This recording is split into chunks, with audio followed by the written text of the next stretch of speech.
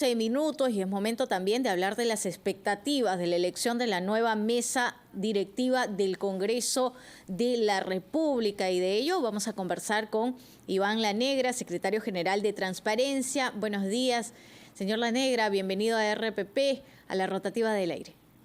Muy buenos días. Muy buenos días. Y gracias por la invitación. Hay un tema que por supuesto ha generado, no sé si confusiones, pero por lo menos preocupaciones, ¿no? Porque hay renuncias, hay algunas, como se dicen, denominadas movidas en las bancadas. ¿Y cuál debería ser, o en todo caso, cuál sería la mesa directiva del Congreso de la República más idónea, pensando, por supuesto, en los ciudadanos, en las ciudadanas del país? Bueno, en realidad es muy difícil pensar en una mesa idónea, porque es un espacio pequeño, ¿no? Es un número pequeño de bancadas los que tienen ahí representación. Lo ideal sería pues una mesa que represente la pluralidad del Congreso, ¿no? Pero eso es muy difícil, además, en un Congreso tan fragmentado, ¿no? Con prácticamente 12 grupos que pues lo conforman en la actualidad. Entonces lo que va a ocurrir es ciertos acuerdos que permiten que se forme algún nivel de mayoría, ¿no? Ni siquiera una mayoría absoluta, posiblemente por lo menos al inicio, ¿no? Y esa mayoría se va a conseguir además con pues seguramente una serie de negociaciones que no solamente involucran la participación en la mesa, pero también seguramente la participación con presidencias de comisiones importantes. Y también un cálculo respecto de la posibilidad de atraer votos en una, digamos, segunda vuelta de elección dentro del proceso parlamentario, ¿no? Y eso, desde luego, le da más oportunidades a aquellos que se ubican más o menos al medio, ¿no? Entonces, esos cálculos seguramente se siguen haciendo y veremos, pues, hasta el momento en que se cierre la inscripción de las listas, seguramente búsqueda de completar esos acuerdos. Ahora, tal como lo escuchamos, señor Lanegra, usted ya tiene claro el panorama de lo que pueda ocurrir en el Congreso esta semana. En ese sentido, ¿quién cree que va a ser el próximo o la próxima presidenta del Congreso de la República? En verdad no lo sé. Pero digamos, lo que es claro... Le preguntaba es que, yo, mi pregunta apuntaba a dos nombres, ¿no? Gladys Echaíz y Lady Camones. ¿Quién de las dos? Según la información que tenemos hasta el momento. Claro, lo que ocurre es que, digamos, tenemos en realidad tres sectores, ¿no? Y uno del sector que posiblemente sea el que defina la elección es el sector, digamos, más ubicado hacia la izquierda, ¿no? Y entonces la pregunta es ese sector, ¿a cuál de los dos actores preferirá eventualmente, ¿no? Si llegaran estos dos actores a una segunda vuelta, ¿no? Y al revés, también, ojo, no perdamos de vista que puede haber una situación también, por ejemplo, de la lista de Camones, ¿no? En segunda vuelta con una lista de izquierda. Entonces, en ese caso la pregunta es, ¿a quién apoyará pues el otro sector, ¿no? Digamos, no totalmente, pero que es una parte de él, ¿no? Entonces, yo creo que esos son los cálculos, como digo, ahí creo que no hay que decir mucho más, por ahí va más o menos los cálculos en estos momentos, ¿no? Y en este caso, claro, desde Perú Libre, su vocero Valdemar Cerrón, si hablamos ya desde el otro lado, había señalado que sí van a tener un candidato o una candidata que postulara a la presidencia de la mesa directiva. Perú Libre, digamos, es en estos momentos un partido que podría realmente tener un espacio en la mesa directiva. Lo que pasa es que la posición de los dos grupos, tanto de Camones como el grupo que ha presentado Echaíz, se presentan como oposición, ¿no? Y entonces, claro, tener a Perú Libre no es, digamos, una posibilidad para ellos, ¿no? Entonces, luego solamente le quedaría a Perú Libre, digamos, ser parte de una lista que aglutine a sectores de izquierda, ¿no? O a sectores, digamos, de centro, que estén próximos a ellos. Entonces, claro, eso limita seriamente sus posibilidades, ¿no? Por lo menos a ese nivel. Ahora, como hemos visto ya en este año, eso no quita la posibilidad de que luego hayan acuerdos ya específicos, inclusive con bancadas que están ubicados al otro lado del espectro ideológico, ¿no? Para cuestiones que favorecen, digamos, en ese momento puntualmente a ambas posiciones. Entonces, seguramente también habrá un espacio de negociación para Perú Libre en este contexto. Ahora, señor La Negra, si bien el presidente el último viernes ha dicho en Trujillo que no va a interferir en las elecciones de la mesa directiva, bueno, no tiene tampoco por qué hacerlo, pero realmente, ¿quién le convendría, quién le favorecería al gobierno que gane estas elecciones de la mesa directiva? Y, bueno, desde luego, digamos, un escenario óptimo para el gobierno siempre ha sido que la mesa directiva esté integrada por el partido de gobierno, ¿no? Que pues sería su resultado óptimo. Después de ello, me parece que una conducción de la mesa, digamos, que sea más beligerante, digamos, entraría mucho a favorecer esta dinámica de polarización que de alguna manera lo ha favorecido, ¿no? Más bien una mesa directiva, digamos, pensante, reflexiva, estratégica, ¿no? Que entienda que necesita recuperar pues la aprobación del Congreso para tener un contrapeso efectivo y que pueda de esa manera cumplir un rol de fiscalización, por ejemplo, o de contrapeso político más eficaz, sería digamos, lo conveniente para el país, inclusive ni siquiera para, digamos, solamente para el Parlamento, ¿no? Para el país, y sin duda es un escenario más difícil para el gobierno.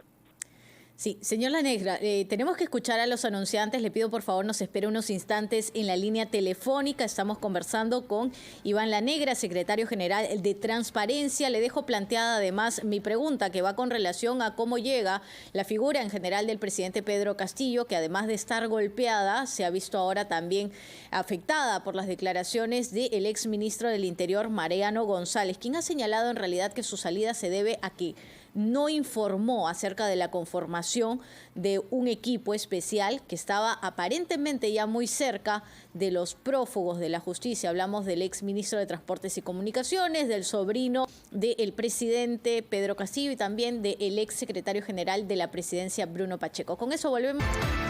7:22, Carlos González y Joana Castro los acompañan en la rotativa del aire. Conversamos con Iván La Negra, secretario general de Transparencia, porque por supuesto hay expectativas que giran en torno a la conformación de la nueva mesa directiva del Congreso. Pero señor La Negra, quedaba planteada la pregunta también conforme a las expectativas o la sensación que está dejando la salida del ex ministro del Interior, Mariano González, y sobre todo las declaraciones que él ha dado, ¿no? Él ha dicho que esto se debe básicamente a que él no informó todas sus acciones, y dentro de estas acciones estaba la conformación de un grupo especial para la búsqueda de los prófugos, y que esto habría sido lo que le disgustó al presidente de la República. Pero no solo eso, sino que daba señales ya de estar aparentemente muy cerca de ellos.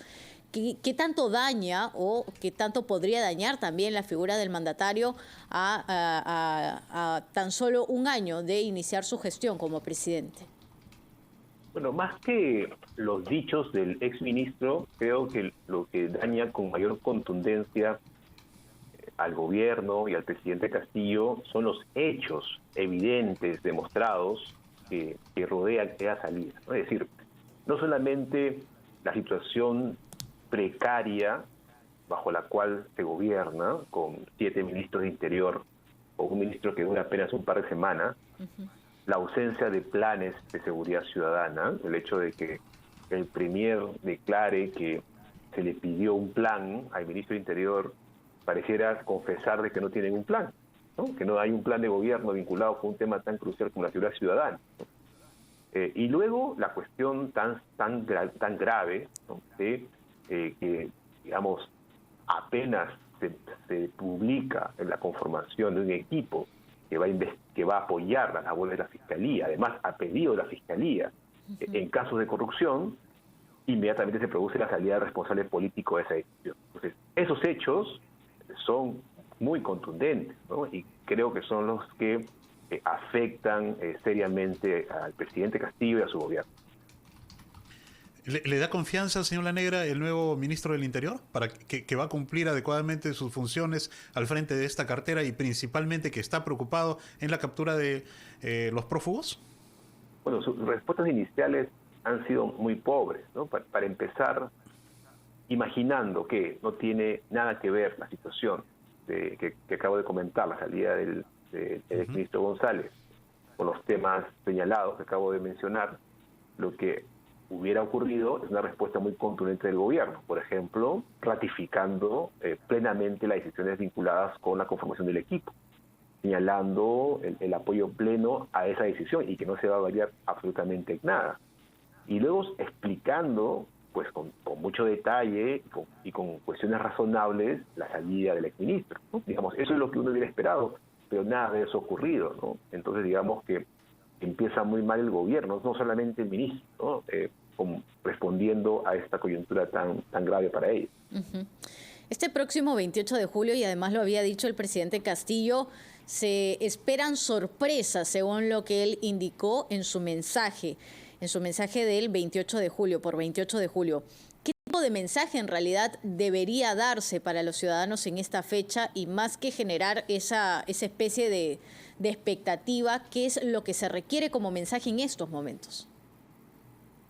Claro, lo que ocurre, a ver, para empezar, es que estos mensajes, digamos, a partir del segundo año, ya pierden en significado, digamos, respecto del primer mensaje, el que inicia un gobierno, porque ese generalmente es el primer mensaje el que marca las líneas de lo que va a ser la política gubernamental y define prioridades del gobierno y demás. Pero a partir del segundo año empieza a haber más bien una suerte de rendición de cuentas, ¿no? Ya hemos avanzado en 3 temas y esas son las cuestiones que evitamos. Y luego tenemos una práctica que en verdad ustedes como periodistas imagino también pasarán, ¿no? Que muchos de estos mensajes terminan siendo anodinos, ¿no? Cifras y datos, pero sin ninguna, digamos, visión estratégica del gobierno, ¿no? Que se presente de una manera clara. Entonces también eso genera pues una distancia de la ciudadanía respecto a los mensajes. Sin duda son importantes, pero tampoco es que la ciudadanía los siga, ¿no? Con tanto detalle. Más bien son los rebotes de la información que se produce en los medios sobre los mensajes los que generan a veces más impacto, ¿no? Ahora, lo tercero, y que me parece clave, es que para que un mensaje tenga impacto tiene que haber credibilidad. Es decir, el que emite el mensaje tiene que ser una persona creíble. Y creo que el principal problema con el presidente Castillo es que ha perdido enormemente credibilidad en este año, ¿no? Digamos, su voz ya no genera expectativa porque, digamos, mucha gente no le cree, ¿no? Entonces, es un problema muy serio, ¿no? Desde el punto de vista político, es un problema muy serio.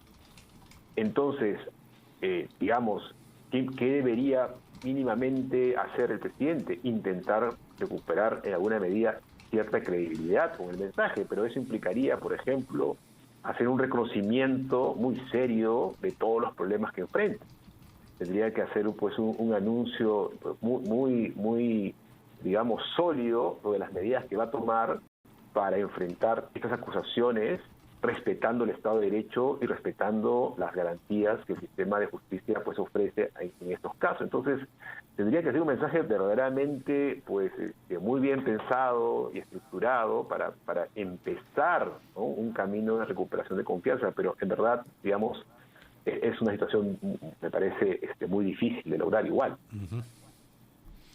Efectivamente, ¿no? Y en todo caso, lo más razonable y lo que podría esperar la ciudadanía es que se presenten, en principio, que se aborden temas de interés nacional y, en segundo lugar, que se presenten alternativas de solución a los gravísimos problemas que tenemos actualmente en nuestro país. Señor Iván La Negra, le agradecemos por este diálogo con la Rotativa del Aire. Muy amable. Muchas gracias, hasta pronto. Buen día. Muy buenos días. Iván La Negra, secretario general de Transparencia. Estábamos abordando el tema de la elección de la mesa directiva, pero también las expectativas para el discurso del presidente de la República este 28 de julio. 7